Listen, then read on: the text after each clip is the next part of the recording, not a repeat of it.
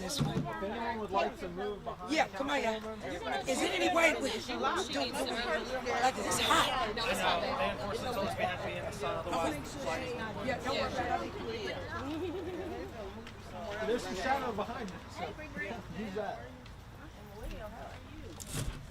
Ain't no way we can move over here, Brian. Cameras, what do you think? Where can we move? Where? Can you move over to where? this side? If we had the other house in the background, we could do that. Is it They getting want, the sunlight? they want the house. They want the house. That makes sense. I get it. I get it. I get it. I get it. I understand. I get it. I get it. I get it. I think the same thing. I swear, just sit down. It's raw.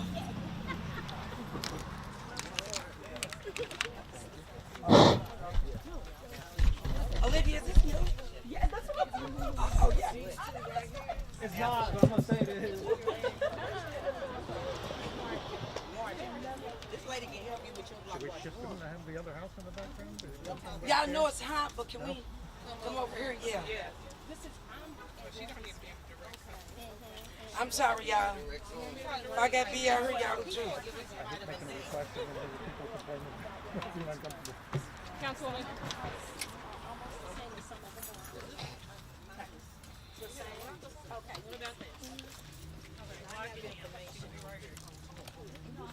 Liv. I might even put these on. You think? Tell me when. You think I should? I mean, it's... I'll wait till I get done. Okay. Okay. Y'all ready?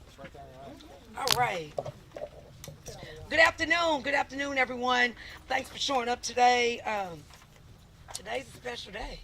Hey, not only is it my birthday, right, and I'm working, right, but look who we get out. Yeah. Ain't Dorothy. Today we here because a 89-year-old beautiful senior, Miss Dorothy Tarpon's home was stolen through a fraudulent deed transfer. Dorothy has lived in her home for over 50 years. She's alive and well, as we can see. She ain't gone nowhere. Seniors like this are most vulnerable population.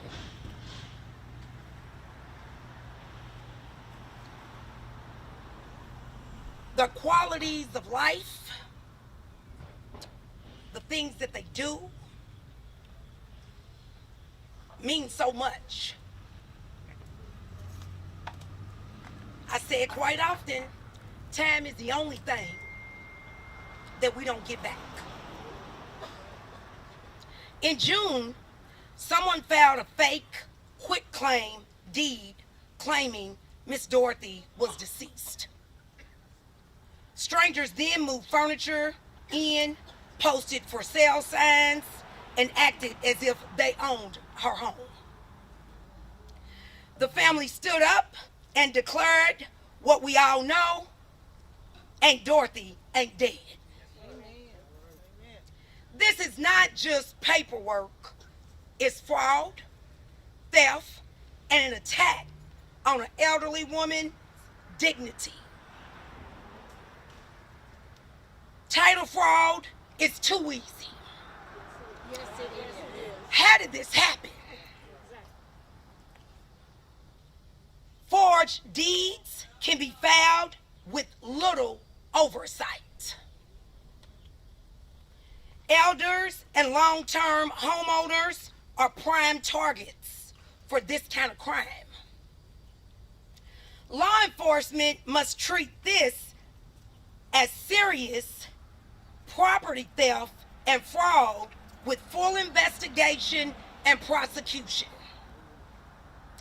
County and state officials who was invited today, who didn't show up, must tighten deed filing, safeguards, and improve oversight of notary.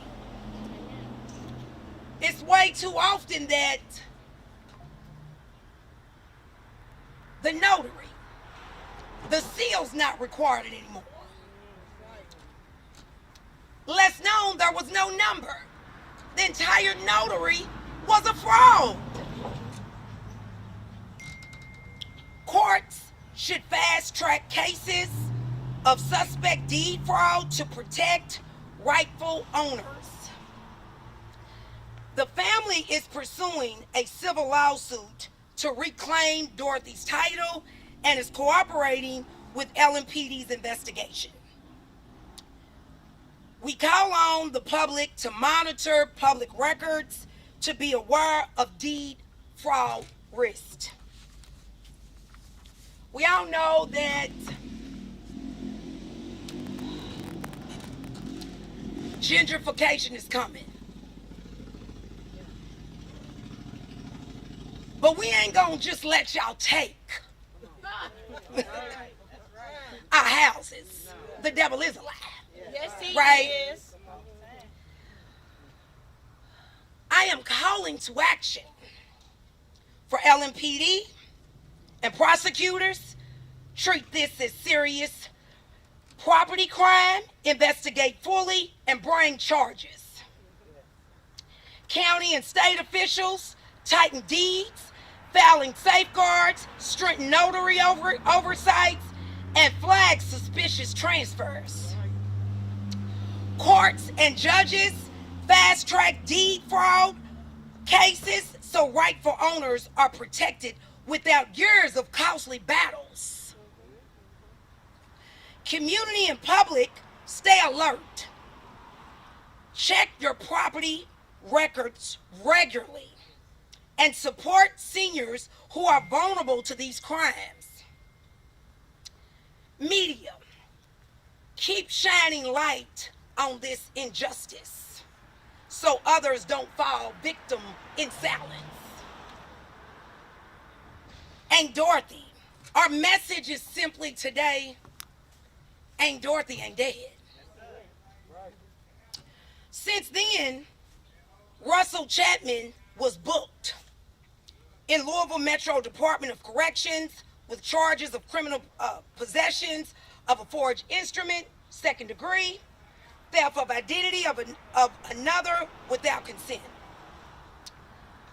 Today, I am encouraging everyone over the entire city, not just the District 1 constituents, but everyone.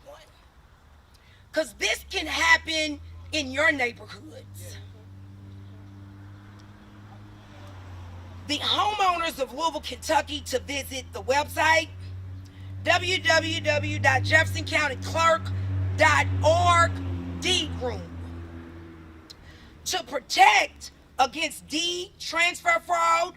Proactively signed up for property fraud alerts, which simply means that you can sign up for protection. But how many people really feel like that they need to do that? The deed is in their name, right? And this just, once I brought awareness to this, I had so many people to inbox me, to call me, to tell me that this same thing has happened to them. So this is a problem. The city needs to wake up. Protect our most vulnerable population of our seniors. Check their deeds. They're coming for our properties. And if you want to know what I mean when I say they, scammers. This ain't no black or white thing. This is a us thing.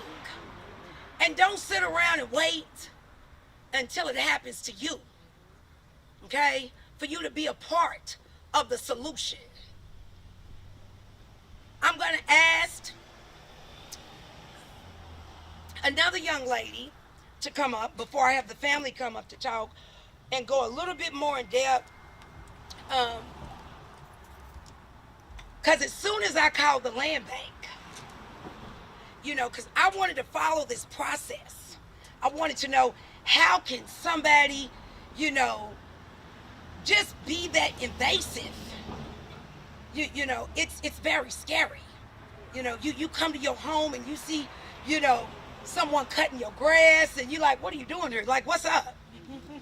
You know, I'm really, my heart goes out to the family because I don't know if I would have been a good steward with somebody coming to my house, cutting my grass or my family member's grass, and I didn't grab him. I probably would have been at him immediately. No questions asked once he said, this is my deed, right? So I'm going to say thank you. Thank you for taking the time, doing the due diligence, you know, and bringing this to not only my attention, but so I can bring it to the city's attention. Because this has happened multiple times.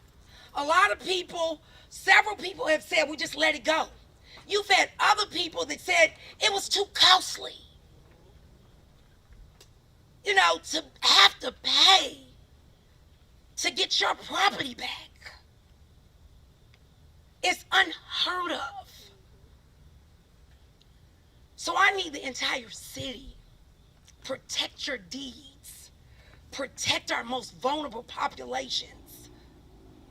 Protect our city's homes. It's hard enough to get a house. Let's not keep it. So next I want to bring up the Lindsay family, who also went through this. You know, it was just by the grace of God, you know, that they fought really hard for several years to be able to get their property back. So they're going to talk about that, and then I'm going to have Miss Dorothy's family come up and talk about the process that they went through.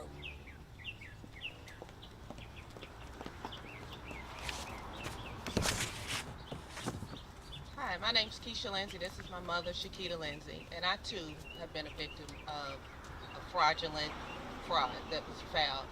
I've had 20 years worth of a rental portfolio almost wiped out with a blink of an eye for just $1 for 2 pieces of paper that somebody thought that, hey, let me go get a friend to notarize in a car, McDonald's, as easy as that was, file it, get it recorded, and actually try to post my properties anywhere from social media, marketplace, to sell.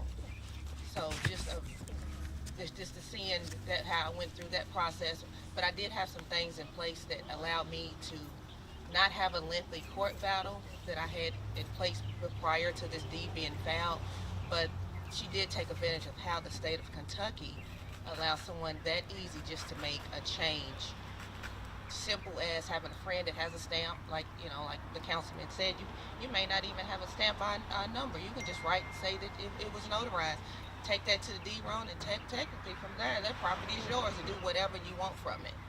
So just having almost, 20 years, like I said, of multiple properties wiped out, 2 sheets of paper transferred into her personal name from an LLC name for $1. That's 4 quarters that she took and tried to sell, just, in rent money. And then also I was affected by the state of Kentucky allowing someone to just go online, sitting at their home on their couch, going on the Secretary of State, changing the ownership of a business to them, which allowed her to do this process of filing a fake fraudulent deed. So Kentucky really needs to tighten up, and I think some changes need to be made in place. Not being able to just let a notary sign a quitclaim deed. It needs to be done at the presence of both parties, attorney's office, a title company, just protect the people who've worked so hard to have these properties. Just like, Tammy said, it's hard to let an owner buy a house, and then for them to take it just by 2 pieces of paper in the blink of an eye. And had I not been going and checking and protecting myself, I would be standing here still today going through a lengthy court battle, high attorney fees, because it's not cheap. Attorney fees are not cheap.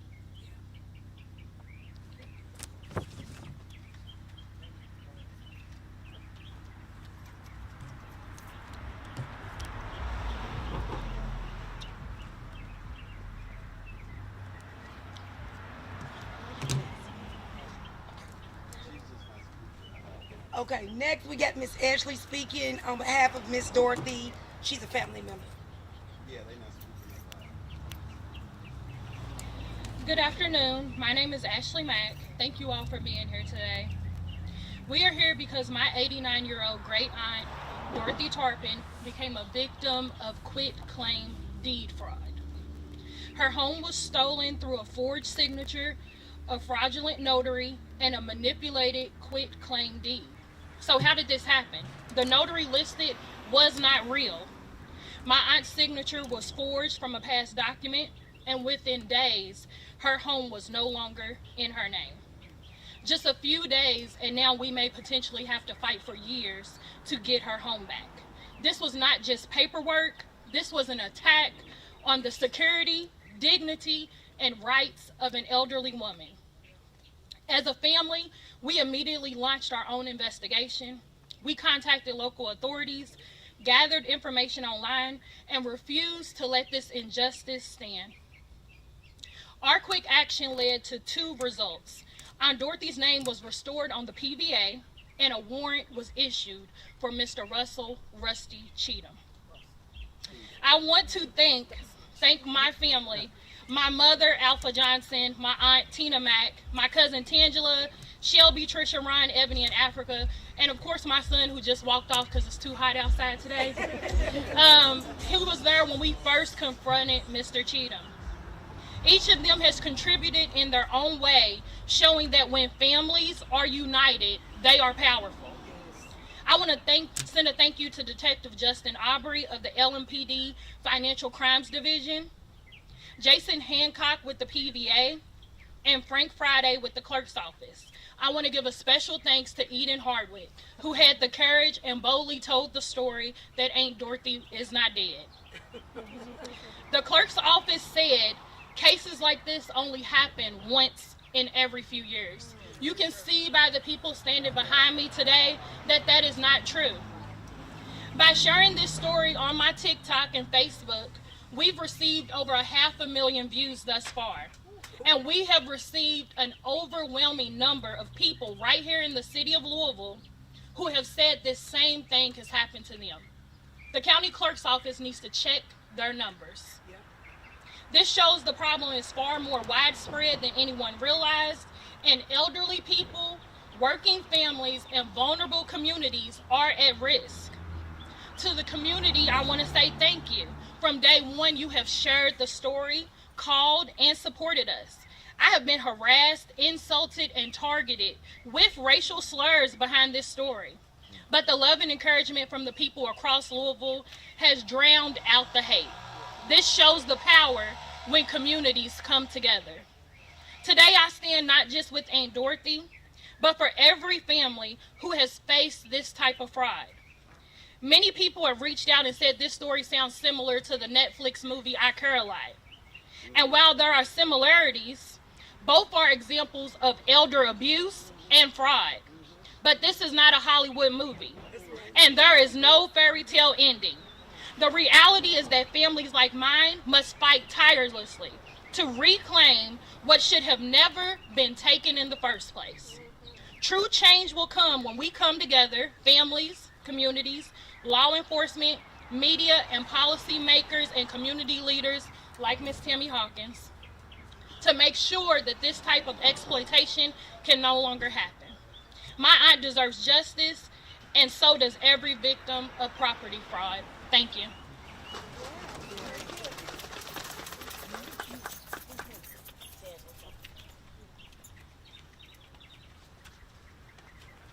Hello, my name is Tangela Tarpon.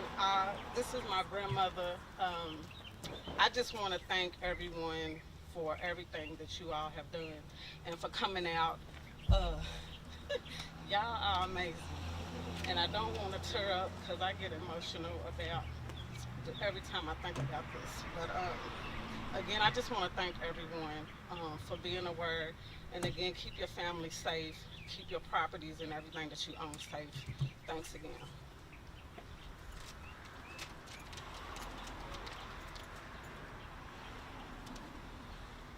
Good afternoon. I am Tina Mack. I want to say Aunt Dorothy, but I am Dorothy Tarpon's niece. This has been a journey. This has really been a journey. Can you all hear me? Yes. Oh, okay. This has really been a journey. This started September 11th is when I found out that her home had been sold. I checked the PVA and I see the owner is Russell Cheatham. Who is Russell Cheatham? Is my question. So I go to the deed. Russell Cheatham. There's a deed that has, my aunt has signed this deed. The problem with that is she's in a nursing home. In order for there to be a deed with her name, Russell's name, 2 witnesses, and a notary, that would mean 4 people would have had to have signed the log to come in to visit Aunt Dorothy. No such sign-in. The signature looked familiar. Chancellor said, I know what Granny's signature looks like. Send it to me. Send it to her. She said, now, that's Granny's signature. She don't write like that anymore. She's had multiple strokes. So dug a little deeper. Went back and found an old document on the online deed website from 1996. They have copied and pasted that signature onto this deed and submitted it in with the ownership. Next step. Next day, call the police. We go down to the nursing home. We make the report. So this is on the 12th. Didn't get a hold to our detective, get it assigned and everything until the 17th. Talked to Justin Aubrey, with the Financial Crimes Division. My sister Alpha Johnson, she's married now. She sent an email with information. He reached out. He pulled the mugshot from an old crime he had, matched his face to the video that Ashley made. This is Russell Cheatham. Ran the plate. This is Russell Cheatham. Okay. Speaks to Aunt Dorothy, get her side. By Monday morning on the 22nd, we had a warrant. Yesterday, him and his lawyer showed up, turned himself in. Judge took a look at the report. He's arrested instead of just having the warrant changed to a summons. And as far as I know, as far as this morning, he was still in jail. He's been released. Somebody's bonded him out. I don't know. But like I said at the beginning, this has been a journey. And we're going to ride this journey to the end. I'm going to be at every court date, Russell. Every court date, Russell. I'm going to file another police report, Russell, for all the property. Cheatham's an appropriate name, right? Because he definitely cheated my Aunt Dorothy out of her home, out of everything she owned, all of her valuables, her jewelry, her clothing, her appliances, her furniture. He took it all. That is an empty house. So we also need you charged with that theft, Russell. And I intend to stay on this and follow it all the way to the end of the journey. Because one house taken is one house too many. I thank you all for coming out and sharing our story. I'm going to hand it back over to Tammy. All right, we got one more family that wants to talk about how their home was taken. Then I'm going to let Aunt Dorothy speak. Okay, I'm going to let her speak. But I also want to say it's a lot of, what's his name, Russell Cheatham? It's a lot of Russell Cheathams out there. Amen. Just know that you all are on our radar. Yes. This will not happen again under our watch. Okay? I'm going to let the next family speak.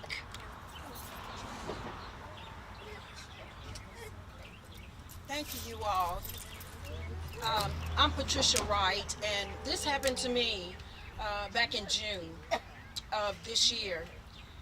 And initially it was a shock to find out that someone has declared you dead.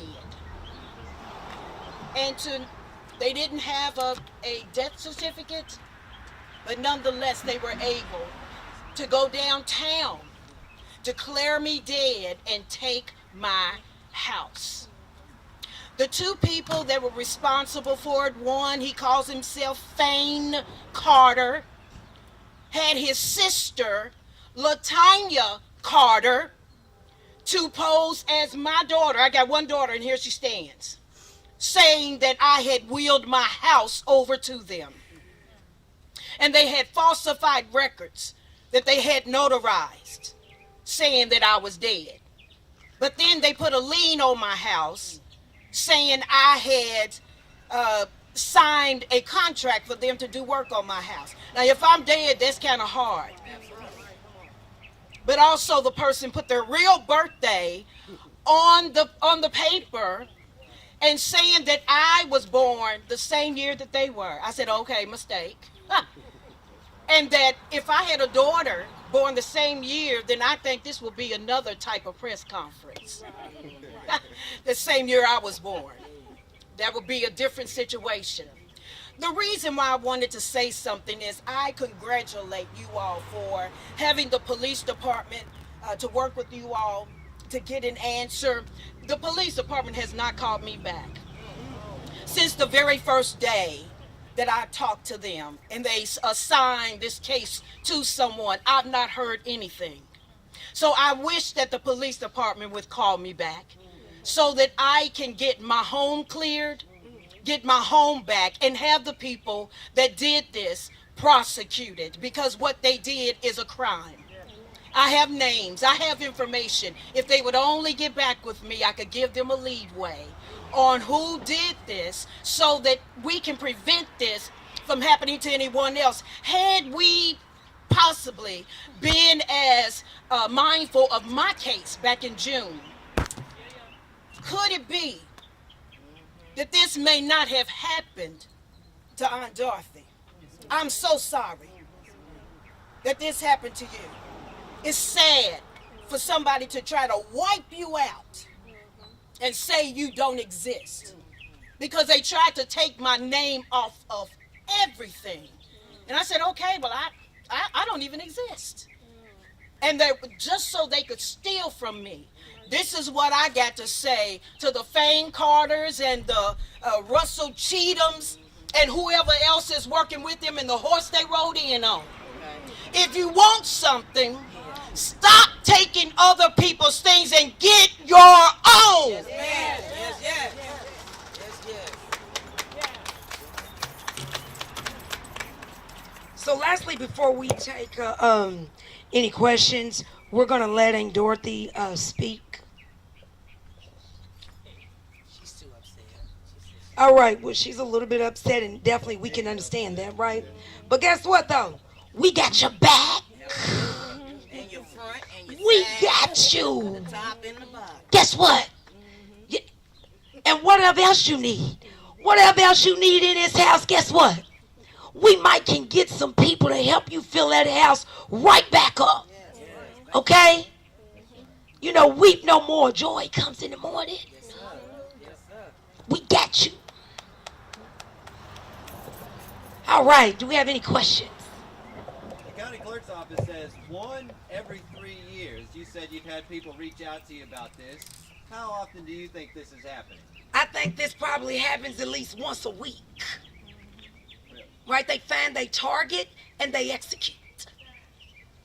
So, Patricia's house is about 0.7 miles away from this house. Are you finding that it's happening a lot in West Louisville, or is this all over the city? Well, I cover District 1, Right. which is predominantly the West End. Right. I really haven't had anyone to contact me outside of West of 9th Street. So as of right now, I'm going to say the West End. But I'm sure this happens everywhere. But more likely in the West End, right? Which is our most vulnerable population, right? And then you're a senior, so that just kind of adds to it. Hey, let's go get them.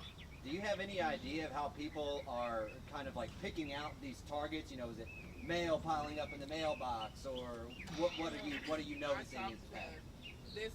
The man who stole our home, he said that he went on and downloaded this sheet for $1 that you can get from the PVA website, Yeah. and it tells you all of the houses that are behind on taxes or up for sale or. But our house wasn't behind, so I asked him, how did you get our house? He said that he surveyed the neighborhood and homes that looked abandoned. He gathered all of those addresses and searched, the people searched to see who the owner was and if they were alive or dead, and no one passed that research, anything past it. I said, well, and I did the same thing he did, and I looked and I did find a Patricia Patricia Wright. But the birthday didn't match up. She was listed as Caucasian. We are clearly African American. So you didn't do your due diligence, as you said, and research the information that you found. And the only thing we got was a sorry, I'm so sorry, we would have never done this, because we know our people who stole our, they go to our same church. Everybody involved goes to our church. And they said that we did not know you guys. We are very sorry that this happened to you.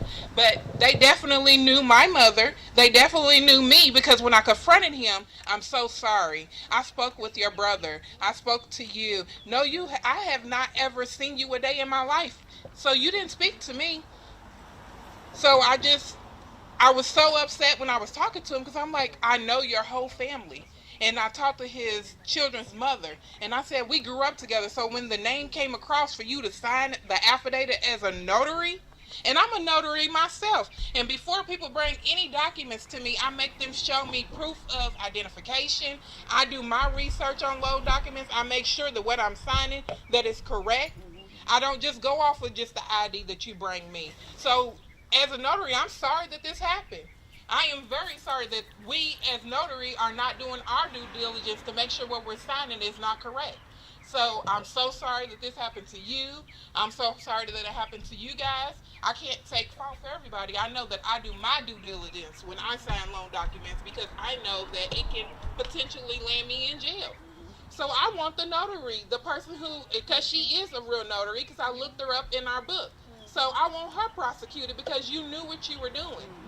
This is a whole ring, from the investor, the person who buys homes, the person who's notarizing it, the person up there at the title loan company, the realtor. Everybody is in the ring together. So I want prosecution to everybody, not just the person who's coming in here living in my home. We had to put our people out. I showed up and had to load up my gun and tell him, you need to vacate. This is not your home. I shouldn't have to do that. Because I called the police not once, not twice, but 3 times, and the police did not show up. So I said, I guess I have to take back what's mine. And thank God he left. But now here we are. And with Aunt Dorothy, the first story was a man needed a car. He gave the man a car, and the man gave him the house. And then when I came over and saw he had a for sale sign in the door, I called him. He didn't answer. So I texted him, hey, I'm interested in that house over on 26th Street. Can we meet and negotiate a price? Sure. When can you meet? Monday? If the price is right, I'll pay cash. How much you want? $7,000. But on the paperwork, it says he paid $46,840. But he only wants $7,000 from me. So I don't know how he found out about her house. I don't. But I do feel like it's a ring. I feel like it's more people involved. And hopefully he'll speak to the police and let them know who else is involved with this. Or he could just take the fall for everybody. So I'm not sure. So I'm not sure how. It may be different ways, different reasons. Could be people in a nursing home telling them that somebody's in there or passed away. Could be that. I don't know. But unless we catch these people, investigate these people, and they talk, we'll never know how it's happening. But what we do know is we need stricter laws. We need a process to where when this does happen to somebody, instead of victimizing them again, causing them to have to pay more money for attorneys. The attorney we spoke to wants a $3,000 retainer, $95 an hour for the paralegal, and $375 an hour for the partner. Billable hours. So instead of them victimizing the victim again, they real easy to get the deed done, but it's more difficult to get it back. It shouldn't be this type of stress put on a victim. There should be another way to recover from this, and there should be checks and balances. You should maybe just submit a deed, and if it looks okay, we're going to accept it. Check it out, because had they researched, they would have known that that notary on that deed is not licensed in Indiana. I did. If I can find it out, surely you work at the clerk's office, you could find it out. And I do want to say this, I want to thank my colleagues because my colleagues had started to investigate this. And one of my colleagues, Andrew Owens, he even spoke to trying to see about getting, because he's a developer, to try to get some attorneys to look into this pro bono. So, yeah, I'm going to check back with them and just see, or if it's an attorney out there that would possibly be interested in taking this case, we would be, and this family would be so gracious. It's way too often. I got several calls from, other politicians, other city officials, employees that was saying, oh, don't you set yourself up. Don't go do a press conference and you haven't investigated. I said, well, what do I need to investigate for? I know this family personally. Well, they may be behind in taxes. I want to know, why is it always? Well, you need to check. They was probably behind in taxes and they probably got their house taken. All the time, that is not the story or the case, right? But that is how they always look. People don't take it serious until it happens to them. It's real out here. The mayor says that we are short housing. Everyone knows that his initiative is affordable housing, right? But what we're not going to do, I don't care how short of housing it is, we're not going to allow people to take our houses. That's right. Our houses are to be generational wealth for our families. Right? And we know that. I think you had a question. Just wanted to know if the Dollar House Initiative may have opened up a door for this somebody to be Yes, sir. Yes, sir. It brought out a list of somebody going to check to see and. Well, I will say this with the dollar houses. The dollar houses, majority of them, good question, are set, the city deems them as they need to be demoed, right? So for me, if a home needs to be demoed, why would you sell it to a citizen? Why don't y'all take it? And better yet, why don't y'all just demo it and sell the land and let us, because it costs more to go in and redo a house than it do just to build it, or it's about the same, right? So when I say that, it's way too often that from the culture that majority of us come from, that we see dollar and we feel like that we being given a favor, but it's always something behind it. And you just have to be persistent enough, like this family did, kept investigating. It's like they did their own homework. They did their own investigation. And then they had to take it to the police, and investigate. Here, this is what we found out. And we found him. Right? So we as a culture, right? When I say so often that we have to take our neighborhoods back and we have to police our neighborhoods, I'm also concerned about, for as long as you lived here, Miss Dorothy, I'm sure everybody up and down here should have known this was your house. Why didn't nobody, when a for sale sign went up there, where's all the neighbors? And we got a block watch right here, right? So I want to know why none of the neighbors stepped up. Oh, she said they did. They did. She called. Oh, okay. Well, guess what? Thank you. Yeah, we had a neighbor that stepped out and said they did. Right? So it's about taking our neighborhoods, and our communities back. Because I guarantee you, if it was, you called too? All right. So guess what? That's what we need to do. United you stand, divided you fall. As a community, Okay, that's what we have to do. Each one teach one. You know, instead of beefing with your neighbor, calling colds on them when their grass get high, go over and cut your neighbor's grass. And then find out later why it got so high. Stop calling on your neighbor and go knock on your neighbor's door. We got to come together as a community, y'all. We got to be accountable for our own neighborhoods. Don't sit around and wait on LMPD. Don't wait on the city. Don't wait on nobody. Let's take our neighborhoods back. Form neighborhood associations, HOAs, and everything. Don't wait until gentrification happens to do that. Because guess what? It'll be other people forming those things in our neighborhoods. So now I'm going to allow Aunt Dorothy. I think she may be ready to talk. Right? But Mel had piled up in that door to mean they knew nobody was here. I was staying at my sister-in-law's house, but Mel was in that door. And when my grandson came to pick it up, it was gone. So you think that's how they knew? Yeah. Okay, so you think they pretty much seen all the mail piling up? Yeah. And then took the mail and probably got the information from the mail? Yeah. And then started to, well, Dorothy said get them from mail fraud too. yeah, exactly. Yeah, and yeah, mail fraud that's a federal. Yeah. Anybody have any other questions? Hold on one second.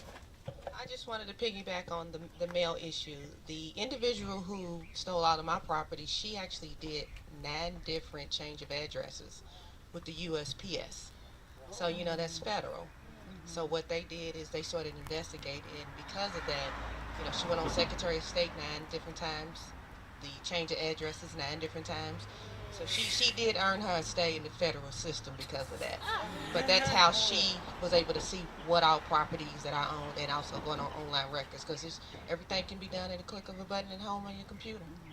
So that's how she was able to do my property. Any other questions?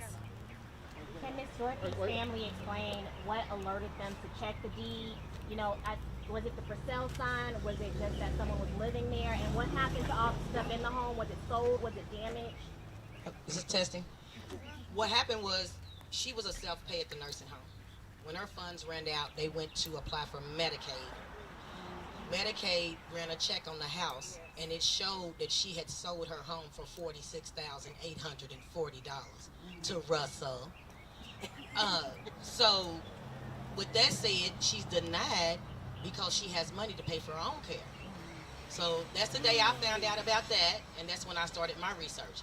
Russell has emptied her house. Russell stole all of her things. My next step is to file a police report for the theft of the property, so we can tie the 2 cases together, because of course the detective we had was for financial crimes. He doesn't do that criminal side. So that's the next step we have to do too as well, is file the police report for her items. And I say they stole everything: her clothes, her dishes, her fine china in her china cabinet, her bedroom furniture, her dining room furniture, her living room furniture, her den furniture, her appliances. There is nothing in there. Nothing. They took everything. Yeah. They took everything. I just was gonna say, when we one of the neighbors, you said the neighbors actually ended up reaching out and told us that there were individuals moving things out of the home. And so that's what prompted me, my mom, and my son to drive through this very alley that we're standing in right now. And when I approached Mr. Russell, I asked him, did he know that he was stealing a home from an elderly woman? And he said he heard she was dead. And that's why the running saying is, Aunt Dorothy ain't dead, because we had to tell Russell she's alive and well. And those were my exact words. Aunt Dorothy is alive and well. And even once he heard that, he continued to carry the things out of the home. And we came back through this alley several times and were basically helpless watching him clear out all of her things. There is literally nothing left in the home right now. And even when he was alerted that she was, which he already knew, because it's fraud, he knew she was not dead. But even once he was told to his face, he continued to clear everything from her home. Questions? Any idea where things were taken? He's from Scottsburg, Indiana, so He he walked away. So when my mother and I, we stayed until I guess it got uncomfortable for him and he started to flee. And we did follow him. We did follow him to the Portland exit. We followed him. He had a flatbed truck that he had filled to capacity with all of her things. And he was actively, and this is the other reason I kind of told my aunt this, that I knew that it was a criminal activity taken, because if someone was following me, I would have called the police. But he was going through alleys, he was going through side streets, trying to get away, so we couldn't find where his destination was. So he was actively running from us when we were trying to get more information from him. Yeah, it was actually a pickup truck with a trailer. Wow. Any other questions? Oh, well, go ahead. This is my last one. So the Jefferson County Clerk's Office says that the woman, meaning Miss Dorothy, did not lose her home. The PBA has the home listed under Miss Tarpon's name. So can you explain that? Is it that you went through the process to buy it back, and how much did you have to? Absolutely not. Absolutely not. What happened was we talked to Justin Aubrey. He contacted the clerk's office, who spoke to Frank Friday. That's why we were actually gave them their kudos, because he emailed everybody he could think of. And then the man from the PVA, Jacob, I can't remember his last name, he contacted Justin Aubrey and said, we're going to put the record back in her name and send us a copy. So no, we've paid no money to get the house back. We're not going to buy back a house she already owns. Why would we? We just want her house back. It belongs to her, not Russell Cheatham. That's all we want. That's all we want. Because I found myself going through quite the same thing, where I did a PVA search on my title recently, and the people's name that was on my title has been erased. My name is back on my title. However, I cannot touch my house because my house, the title is locked. So I can't do anything with it. I can't even enter my own property until this has been cleared, which that's where the money comes in. That attorney wants a lot of money to clear my own house that I paid for. My deed is clear and free, but I cannot touch my own property because of this. So I just want to say this, and I'll let this go, that I believe that there needs to be some type of program, if you would, some type of benefit for restoration for people who have been victimized by this this ring and people who do this. We should not have to go through paying out money to clear ourselves and to clear our homes. I have to go before a judge and prove I'm not dead. Why should I have to prove that I'm not dead because somebody else took some fictitious paperwork proclaiming that I was? So we have to find a way to not re-victimize people who have been victimized by crime.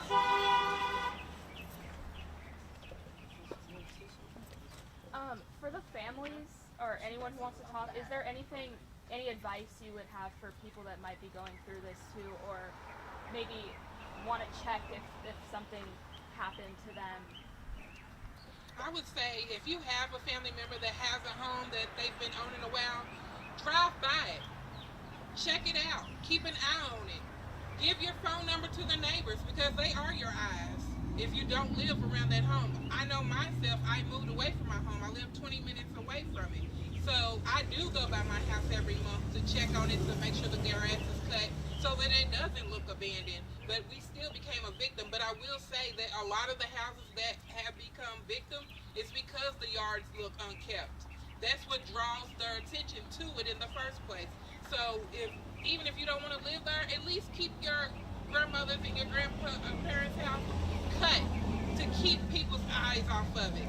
And when you see something, say something. Everybody knows me. We've been living over there on 32nd for 20-something years. No, longer than that. 1992 is when I bought that house. Yeah, so I thank God that I am friends with the neighbor, and the neighbor is the one who called me and was like, we seen a for sale sign. What happened to your mom? And that's what made me go over there an extra time, and that's when the trickle effect happened. And it just, but I will say, keep an eye on your properties. Sign up for the free alert. I know I sent it to all my family, and they were like, oh, I didn't even know this existed. I don't know if it just popped up or not, but I signed up for it to be alerted so that you won't become a victim. Because it's us today, and it will be you tomorrow. And so just make sure you stay vigilant. Make sure you stay up on your properties. Even if it does look abandoned, it's mine. Right. I don't care if it's nothing to you, but it's mine. I don't care if it's down to the bricks. It's mine. And it doesn't give you a right to take it just because I'm not getting fixed up as fast as you would like. So please, just stay vigilant. Keep your yards up if you can. If you can't say something, I know my son goes around cutting yards all the time just so that we can keep our neighborhoods looking nice. So that's all I can say is just try to keep the front yard looking good so that when they are riding past trying to find victims, your house looks like it's lived in. And Councilwoman Hawkins, you said that. Oh, sorry, I don't want to jump ahead in line. You go Go ahead. ahead, go. I was gonna ask if there is a measures to keep this from happening, prevention. I heard you just mention the alert system. I was here late, so I didn't know what that was. I think that just popped up from out of nowhere. Because I've never seen that. The clerk alert was introduced in 2021. Was it? Okay. Well, So that's where you can put in your email, and it'll let you know anytime Well, something I- happens with your deed. yeah, and I will say this, though. It's a lack of knowledge, right? What people don't know, they just don't know. And that's why I'm really big on, making sure that this culture, has the awareness that they need. So now I think that between Facebook, between all of us, we need to, each one teach one. We got to stop keeping so much knowledge to ourselves. But the thing is, even if they alert you that something has happened with your deed, guess what? Guess what? You still got to go through the civil court to get it back. So basically, even though that's there, it should already be something in place. Right, it shouldn't be easy. Because it's very easy. But it's that, how when people say, have that same energy, the same energy that it takes to sign a deed, go through that process, is not the same energy. It's a way harder energy to get your own property back. That's unacceptable. So again, like I said, I think collectively we're asking, the city, the state, all the powers to be, to make this process a little bit more complicated for people not to take what's already ours, right? And they should do that just because people, and if there's anyone else out there, that has had this happen to them, I encourage them not only to call my office, call the county clerk's office. We have to start reporting these things, right? We have to start speaking up. That's the only way, because they look at the data, right? And their data states, I believe that you said that this happens once every 3 years. Is that what they said? That's what the county clerk's office told me. Right. Well, I beg to differ, right? And a lot of times, with being in metro government, short of almost 4 years, they go by the data. The data's not always right. Right? You have to go out there and see for yourself. Right? So I encourage everyone, to call the county clerk's office. Tell them about what happened. Give them your addresses. Call my office. Call the administration. Call Frankfurt. And this was done through the deed, transfer of deed. So Yes, is that who's in charge of that? The And the PBA? county clerk. The So they county- started off with the county clerk. I did call the county clerk. I'm gonna call about my house. Yeah, I did call the Yeah. county clerks, and I was told they got defensive, and I was told it's not our fault. And I said, well, yes, ma'am, it is, because no one should be able to come and declare me dead, and I'm yet alive. I'm talking to you right now. I said, so I'm yet alive, so no one should have been able to declare me dead without a death certificate. Not even a death certificate? No. Nothing. Nothing at all. Their That's word. just the advice That's you just get being an lazy. attorney. Their advice Yes. is get an attorney. They talk more to Justin Aubrey than they did to us. Every time we call, different people call, get an attorney. Well, I think they know that, it's really hard to pay for an attorney. Right. And they're very expensive. Do we have any more other questions? No other questions? All right. Thank y'all for coming out. God bless you. Thank you for sharing, Thanks. sharing your story. Thank you.